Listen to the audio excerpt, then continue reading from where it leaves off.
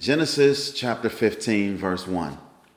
After these things, the word of the Lord came to Abram in a vision.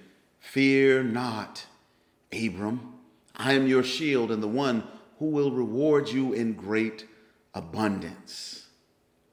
What was Abram afraid of?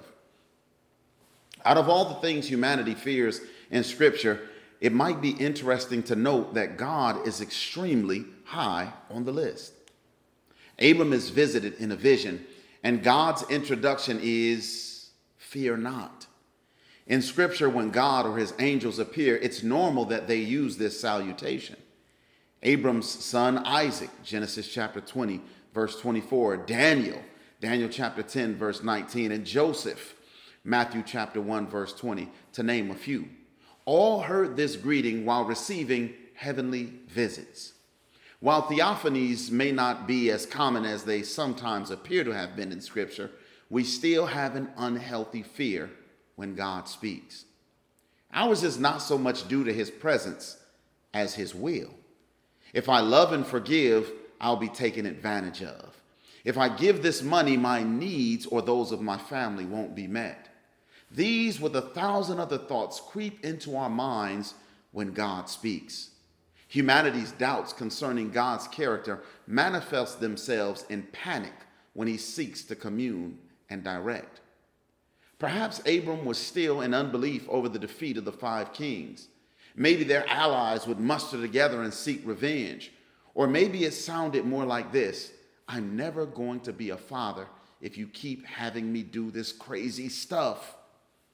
Could be it was a combination of these and more. I love in this passage how God follows fear not.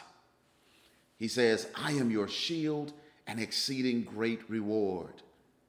I am reveals that Abraham's fear is connected to being focused on something or someone other than Jehovah. I am your shield. Don't be afraid of your enemies or their retaliation. I will protect you. I am your exceeding great reward. Abram, the promise of having a son is the fruit of having me. Your son is not the reward. I am.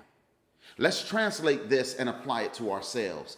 When we feel the breeze of consequences from choices we've made, good or bad, and all these threaten a severity capable of destroying us, God says, I am your shield.